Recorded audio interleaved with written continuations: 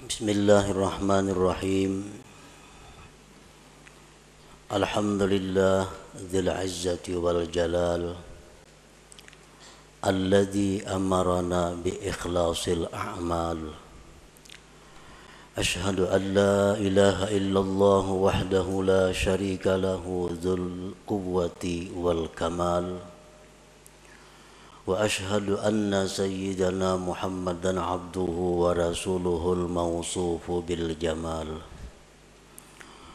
Allahumma salli wa sallim wa barik ala sayyidina wa maulana Muhammadinil muzallali bizzilal wa ala alihi wa sahbihi wa dhurriyyatihi wa atba'ihin najina minad dalal, amma ba'du. Yang kita hormati dan kita cintai para habaib,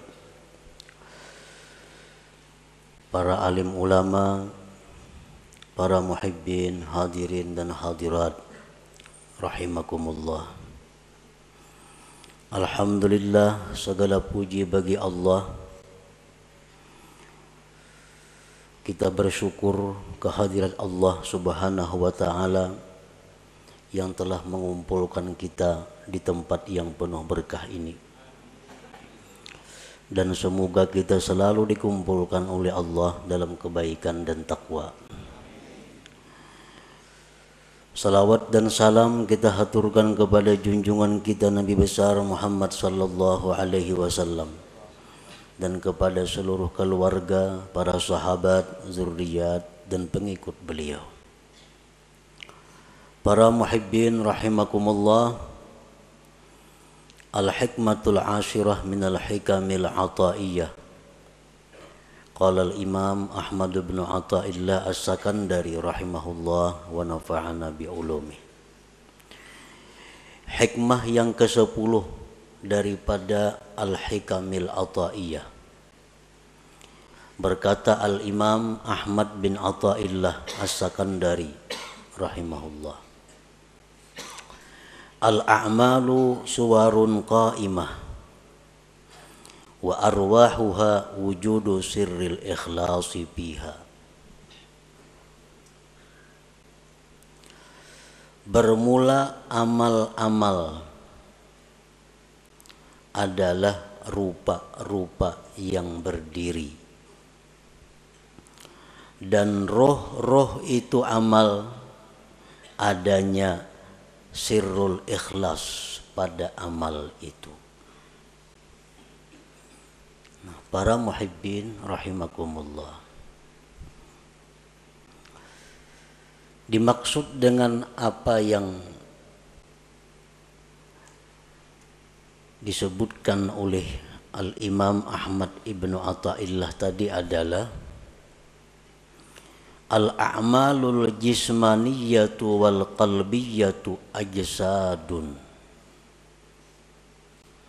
Bermula amal-amal, baik itu amal-amal berupa jismani seperti sembahyang, membaca Al-Quran,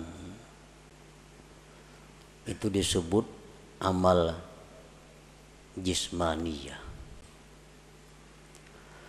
Ataupun amal-amal berupa qalbiyah, amal-amal hati seperti taubat.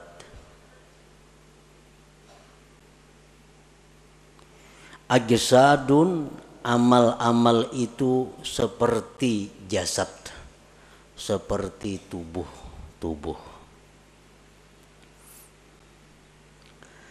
Wa arwahuha wujudul ikhlasi fiha, maka bermula roh amal itu adalah adanya ikhlas pada amal-amal itu.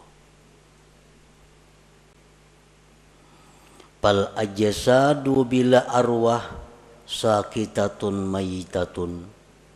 Bermula jasad dengan tidak ada rohnya, maka itu akan jatuh gugur dan mati.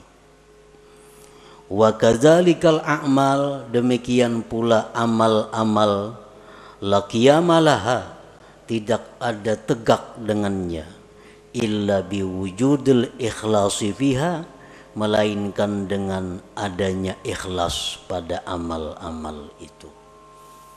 Nah, para muhibbin rahimakumullah, Imam Ahmad Ibnu Athaillah mencontohkan amal perbuatan kita ini, baik yang jismani atau yang rohani, itu seperti tubuh, seperti jasad. Sedangkan rohnya adalah ikhlas. Artinya bahwa amal yang kita lakukan itu kalau tidak ikhlas berarti tidak punya roh. Jasad yang tidak punya roh itu akan dikubur, akan tidak bisa dimanfaatkan. Nah, demikian pula amal ibadah kita yang tidak ada ruhnya, tidak ada ikhlasnya, akan tersia-sia, tidak diterima di sisi Allah Subhanahu wa ta'ala.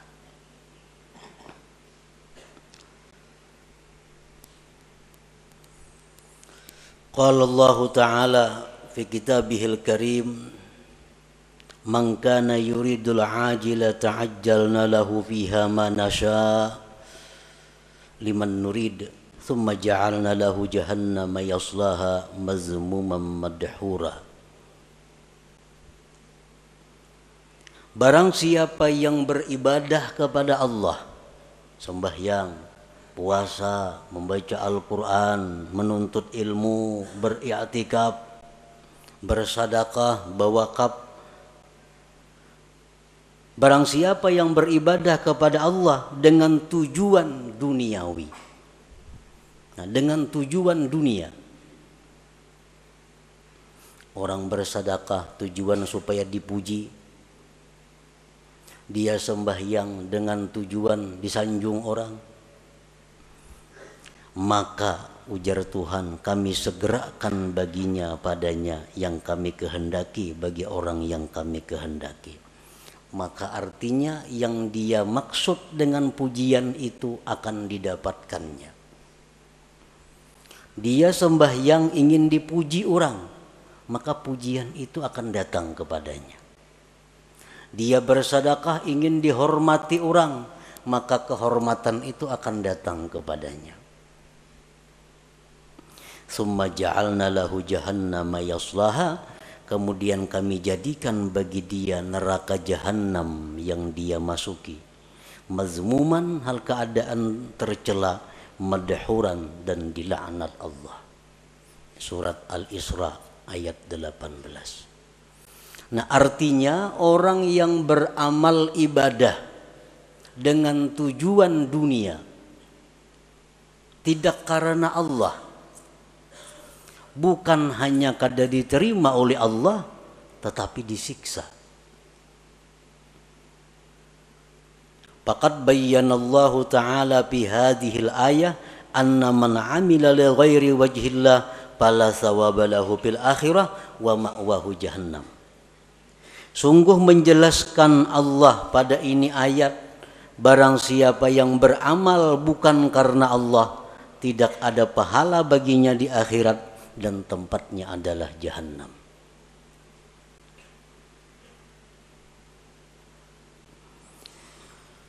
Para muhibbin rahimakumullah, Rasulullah sallallahu alaihi wasallam bersabda, innal abda la ya'malu a'malan hasanah fatas'adul malaikatu fi suhufin mukhtatamah fatulqa baina yadayillahi ta'ala fayaqulu alqu hadhihi as-sahifah fa innahu lam yurad bima fiha wajhi.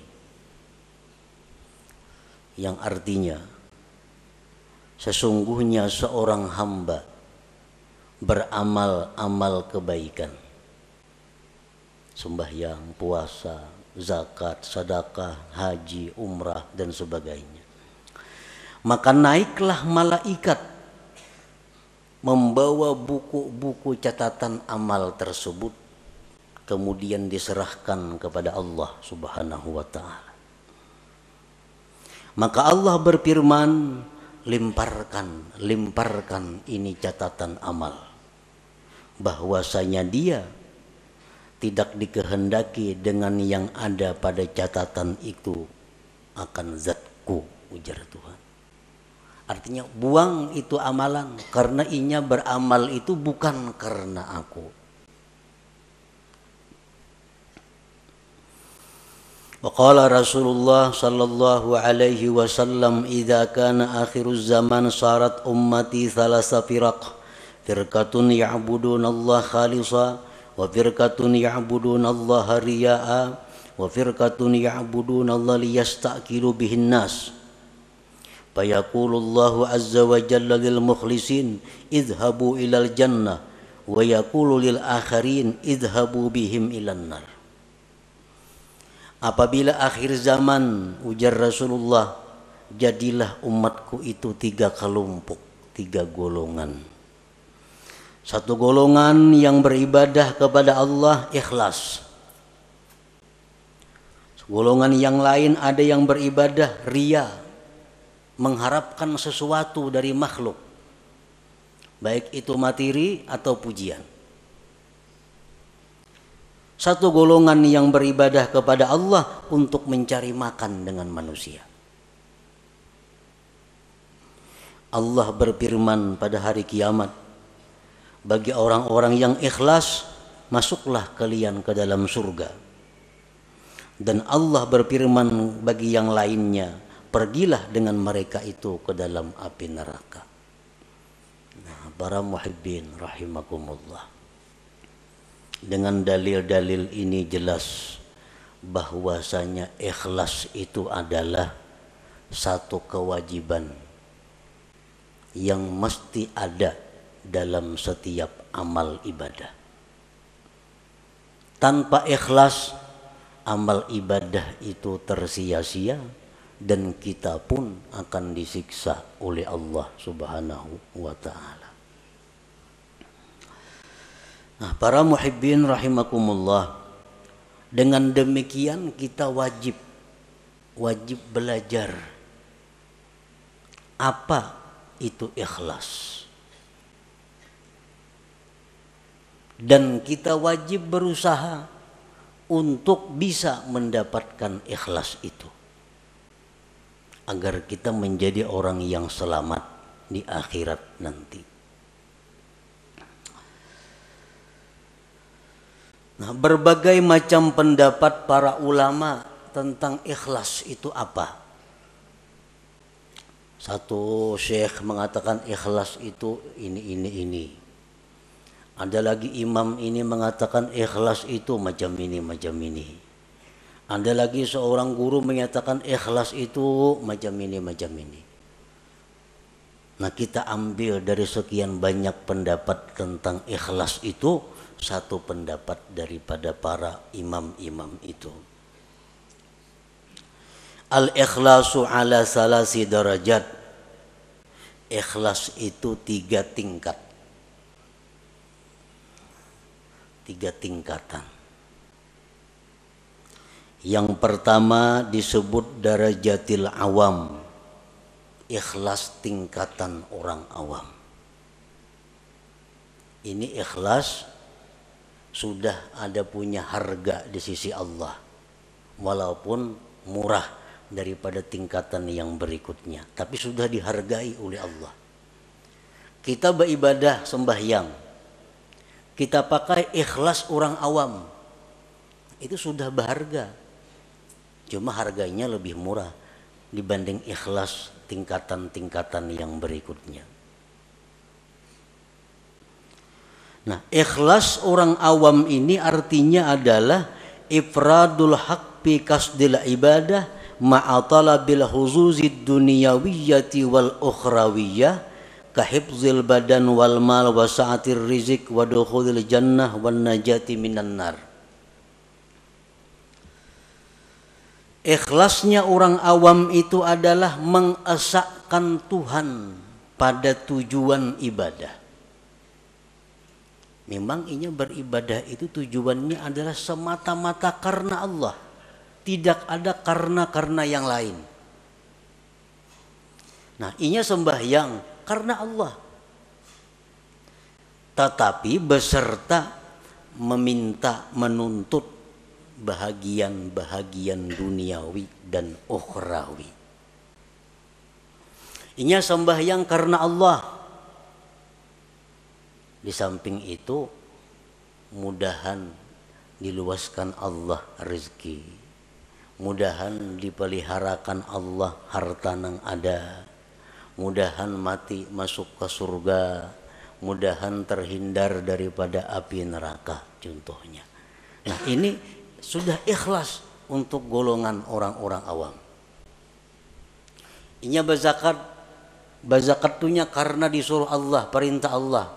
Tetapi inya ada minta kepada Allah. Dengan bazakat ini dia minta kepada Allah agar hartanya bertambah, hartanya terpelihara, hidupnya selamat dunia dan akhirat. Nah, ini ikhlasnya orang awam. Beribadah semata-mata hanya karena Allah, tetapi ada minta macam-macam dengan Allah. Baik itu urusan duniawi atau ukhrawi. Nah, ini sudah masuk ikhlas. Walaupun ikhlas yang paling rendah. Kita membaca surat Waqiah umpamanya. Membaca surah Waqiah karena Allah. Tapi ada harapan, mudah-mudahan diluaskan Tuhan rezeki. Nah, itu ikhlas ngarannya. Tapi ikhlas tingkatan orang awam. Inya membaca surat Tabarak, suratul Muluk karena Allah. Tapi mudah-mudahan dalam kubur selamat. Nah, ini ikhlas. Tapi derajatnya bukan derajat yang tinggi.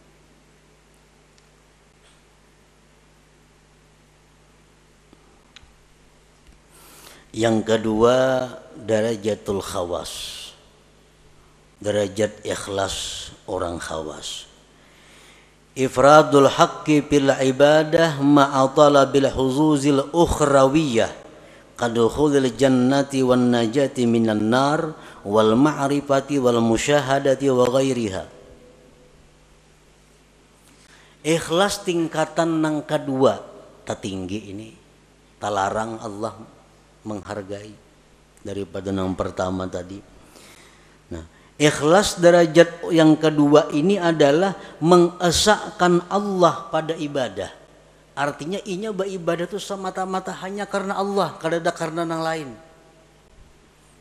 Tetapi serta tuntutan akhirat. Masuk surga, selamat daripada api neraka, diberi Tuhan ma'rifat, diberi Tuhan musyahadah. Nah, ini yang dituntutnya kepada Allah. Ini berzikir babanya 1000 sehari atau 10.000 sehari. La ilaha illallah, la ilaha illallah. Tujuannya apa berzikir ini? Karena Allah. Allah nyuruh berzikir. Tapi inya minta kepada Allah agar diberi ma'rifat kepada Allah. Agar diberi musyahadah. Nah, ini ikhlas tapi menurut tingkatan khawas ngarannya. Belum lagi sampai ke derajat yang tertinggi daripada ikhlas itu. Tapi sudah ikhlas ngarannya. Ya, tadi orang membaca surah Tabarak supaya dalam kubur selamat daripada fitnah kubur. Nah, ini ikhlas. Tuntutan akhirat. Ini ikhlas derajat khawas ngarannya.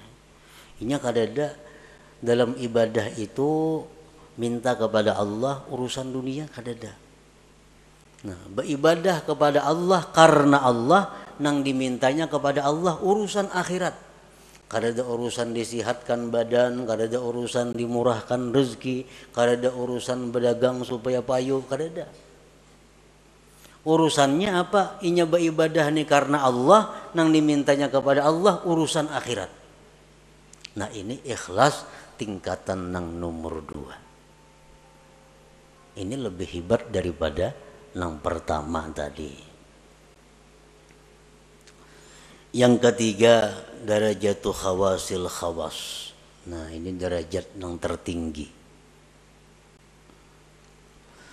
tahqiqul ubudiyah wal qiyamu bi huquqir rububiyah bil ibadah.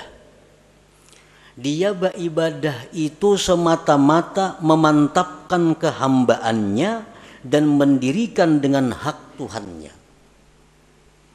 Aku beribadah ini semata-mata karena Allah dan aku ini adalah hamba Allah, titik. Perkara masuk surga, perkara neraka itu kada tahu urusannya.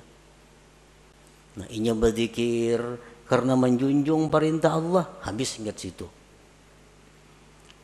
Inya sembahyang, aku semata-mata menjunjung perintah Tuhan karena aku nih hamba, aku mesti sembahyang. Habis ingat situ. Kadada macam-macam lawan Tuhan tuh kehendak permintaan kadada. Nah, inilah derajat ikhlas yang tertinggi itu. Nah, para muhibbin rahimakumullah. Jadi apapun di antara derajat ikhlas yang 3 macam itu apabila ada di dalam amal ibadah kita, maka amal ibadah kita itu sudah hidup, sudah punya roh.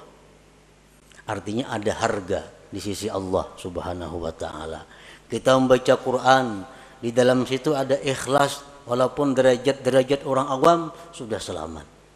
Apalagi kita membaca Quran, di situ ada ikhlas derajatnya orang khawas, lebih larang lagi Allah menghargai. Apalagi ikhlas nang nomor 3, makin larang lagi harganya. Nah, makanya ibadah itu dibalas 10, bisa 70, bisa 100, bisa lebih pada itu, tergantung mutunya ibadah itu, tergantung kualitasnya ibadah itu. Para muhibbin rahimakumullah. Nah, jadi kita sudah tahu pentingnya ikhlas tadi. Pentingnya kita beribadah itu karena Allah. Kalau kada macam itu, sembahyang kita ditolak dan kita disiksa. Kita puasa kada karena Allah, puasanya ditolak dan kita disiksa. Kita bersedekah kada karena Allah, berbagi-bagi duitnya, tapi kada karena Allah, duitnya kada diganti Tuhan, berpahala kada, disiksa, duitnya habis. Kalau orang tuh bersedekah karena Allah, akan mendatangkan kelapangan, mendatangkan kebahagiaan. Karena Allah. Tapi kalau orang ini membagi-bagi duit, membagi baras, membagi apa, kada karena Allah, ujung-ujungnya bisa gila, bisa stres. Karena kada karena Allah. Nah, ini akibatnya dalam dunia pun sudah menderita.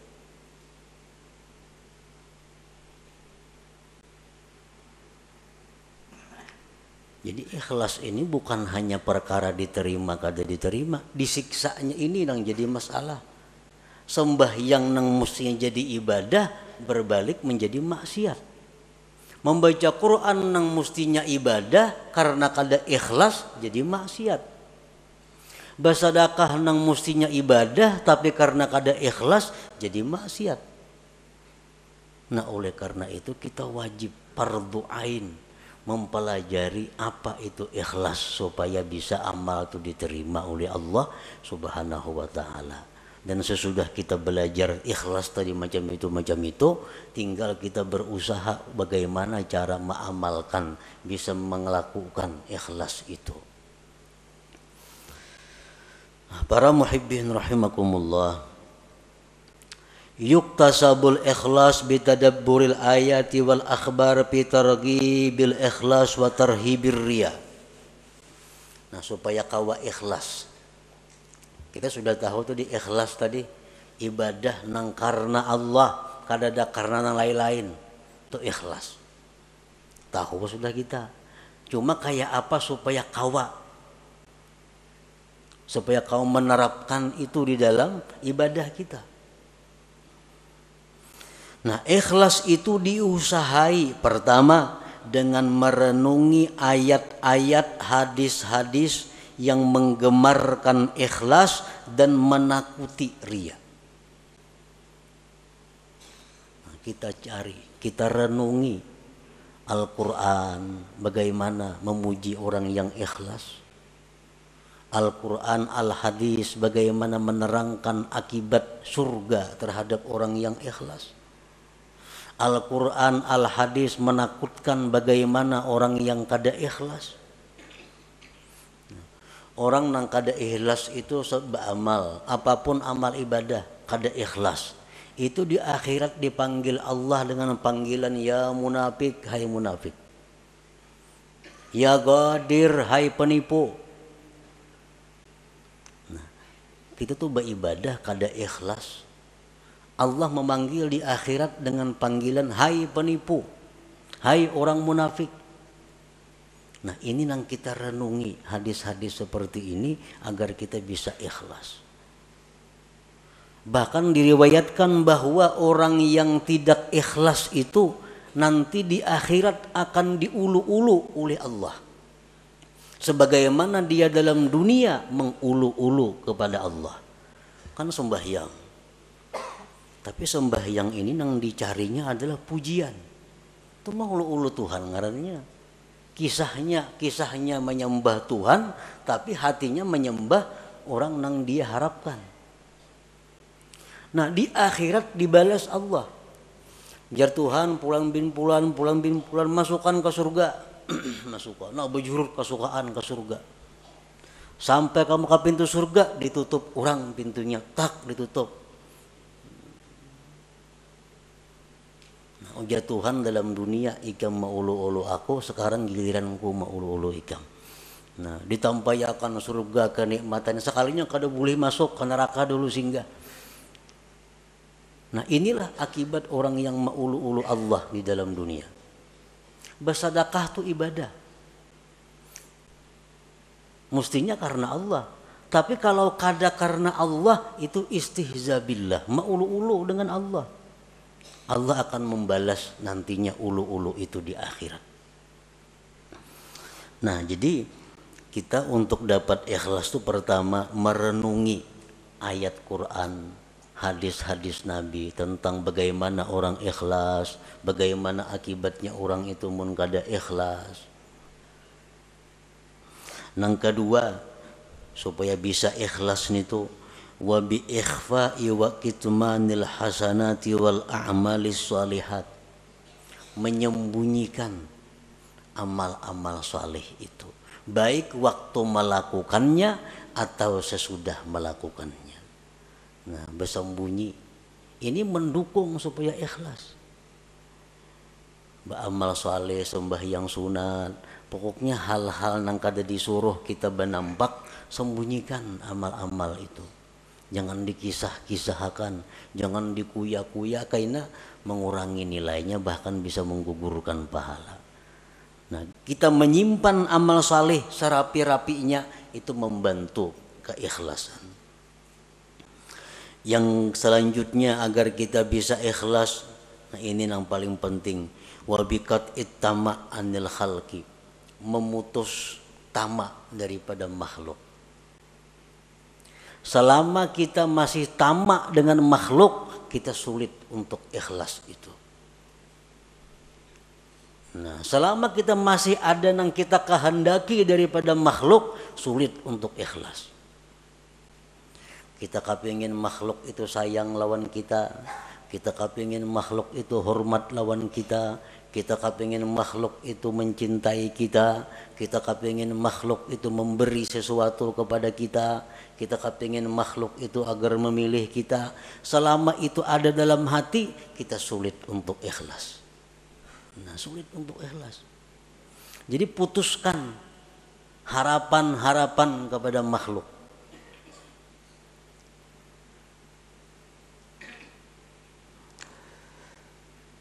Wa bidawamir riyadhati wal mujahadah, dan juga dengan selalu latihan dan berjuang. Jadi ikhlas ini mesti dilatih dan berjuang. dikisahkan bahwa salah seorang salihin ini sembahyang berpuluh-puluh tahun hanya di saf pertama, sembahyang berjamaah. Saf kedua kada biasa, apalagi masbuk makin kada. Selalu di saf pertama. Suatu hari Sidin ada talambat, padahal sudah 10 tahun lebih selalu di saf pertama sembahyang berjamaah. Suatu hari ada masalah sehingga datang ke masjid masbuk.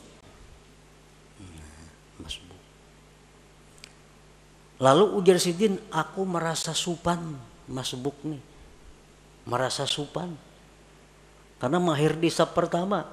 Sekarang masbuk aku merasa supan. Nah, begitu merasa supan, lalu Sidin menyimpulkan bahwa yang selama ini aku sembah yang di saf pertama itu adalah riya, bukan karena Allah. Buktinya aku hari ini supan sembahyang masbuk. Lalu ujar Sidin, sembahyang yang sekian puluh tahun tadi aku qadha hari demi hari, aku hari demi hari diqadha. Nah, ini ngarannya adalah riyadhah wal mujahadah. Nah, kita sembahyang ada tadi asa ada riyanya, ulangi sembahyang biasa. Nah, di rumah surangan sampai bujur-bujur murni sembahyang kita. Kita tadi berzikir, kita tadi membaca Quran di tengah orang banyak.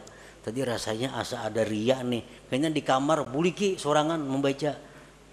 Nah, ini riyadhah wal mujahadah untuk mendatangkan ikhlas ke dalam diri kita.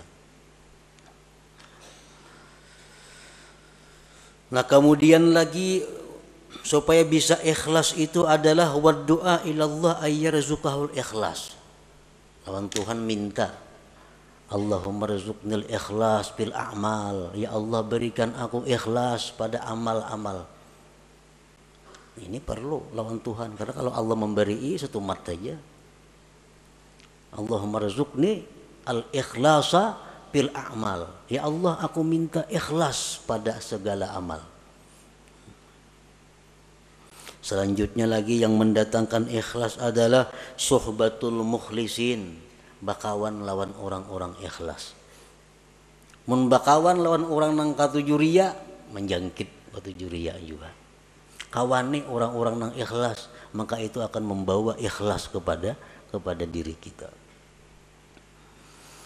Wal iktifa bi ilmillahi ta'ala, dan ikhlas itu juga didatangkan dengan merasa cukup dengan ilmu Allah, merasa cukup dengan tahunya Allah.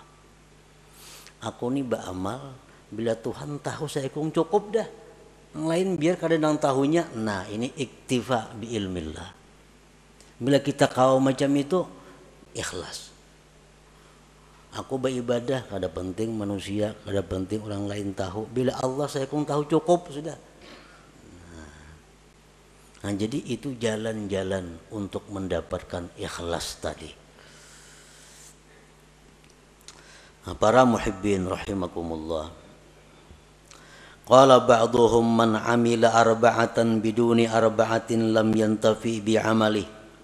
Barang siapa yang beramal, berbuat 4 perkara tanpa disertai dengan 4 perkara yang lain, maka dia tidak akan bisa mengambil manfaat dengan amalnya. Yang pertama, al-khaufu biduni hazar. Takut tapi kada waspada. Takut tapi kada menghindar. Ini sia-sia. Takut kepada Allah tapi parak lawan maksiat. Kalau takut kepada Allah itu jauhi maksiat. Bagaimanapun kita takut kepada Allah tapi kada berjauh dengan maksiat, itu kada bermanfaat takutnya itu. Yang kedua, ar-raja biduni talab. Mengharap tapi kada mencari. Mengharap rahmat Allah di bakalumbun di kalambu. Mengharap rahmat Allah itu baudo, sembahyang, ambil tasbih, berzikir. Nah, ayo mengharap rahmat Allah. Kalau mengharap tapi kada mencari, maka mengharap itu sia-sia. Yang ketiga, al-istighfar bidurin nadam. Minta ampun tapi kada menyesal. Astagfirullah, astagfirullah, astagfirullah, astagfirullah, astagfirullah. Tapi dalam hati kada ada penyesalan berbuat dosa. Istighfarnya sia-sia. Mestinya kita mengucap astagfirullah itu di dalam hati ada menyesal terhadap dosa yang dilakukan. Astagfirullahaladzim, kan artinya aku minta ampun kepada Allah. Astagfirullah, aku minta ampun kepada Allah. Mesti ada sesal di dalam hati. Nah yang keempat, al-amal biduni ikhlas. Beramal tapi kada ikhlas, kada ada harganya juga. Lam yantafi bi amali, kada bermanfaat dengan amalnya. Jadi kalau kita hendak melakukan ibadah, mantapakan dulu nih, karena Allah atau kada. Bila kada karena Allah, hadangi dulu. Jangan terburu-buru, jangan tagasak-gasak, jangan umpatan. Jangan umpatan, beribadah kada sah umpatan itu. Ibadah itu mesti berdasarkan ilmu. Jadi orang ada menyumbang 100.000, 200.000, 300.000, seorang giliran seorang 1,5 juta. Nah, umpatan terpengaruh, mestinya jangan. Nah, ikhlasakan dahulu bujur-bujur. Bila sudah ada ikhlas, sudah karena Allah, nah hanya kita sorong amal ibadah itu, kita lakukan amal ibadah itu. Kada kawa umpatan beribadah. Nah ngapa kau bujurakan dahulu niat kita supaya ikhlas. Qala Syakik rahimahullah, husnul amal fi salasati asya. Baiknya amal itu pada 3 perbuatan, pada 3 sesuatu. Allah itu baik, Allah kada menerima kecuali yang baik. Allah itu kada menerima amal kecuali amal yang baik. Amal yang baik itu macam apa? Awwaluha ayyaral amala minallahi ta'ala linafiyil ujub. Yang pertama yang perlu bagi orang yang beramal itu bahwa dia melihat bahwa amal itu adalah dari Allah. Aku ni kawa sembahyang, aku ni kawa puasa, aku ni kawa naik haji, aku ni kawa bersedekah, itu adalah anugerah dari Allah. Bukan karena kepintaranku, bukan karena kekuatanku, bukan karena kehebatanku. Tapi aku kawa melakukan ibadah-ibadah ini adalah anugerah Allah, taufik Allah. Itu yang perlu supaya jangan ujub kita. Nah yang kedua, ayyurida bihi ridallah likasril hawa, bahwa dia beramal itu menghendaki keridaan Allah, bukan untuk kesenangan diri sendiri. Beramal, beribadah itu yang kita cari itu adalah kesenangan Tuhan, bukan ibadah nang pas lawan kehendak nafsu. Ini ada ibadah itu nang pas lawan kehendak nafsu. Nah itu bukan itu yang kita cari. Kita cari itu ibadah nang pas dengan keridhaan Allah. Kayak orang sembahyang rajin di masjid-masjid tuh, pembelakangan ketujuh duduk bersandar nyaman di tawing tuh. Itu beribadah mencari kesenangan nafsu. Kalau kesenangan Allah di sab pertama itu Allah senang di situ kita beribadah. Ini kada pembelakangan di muhara lawang, supaya angin nyaman.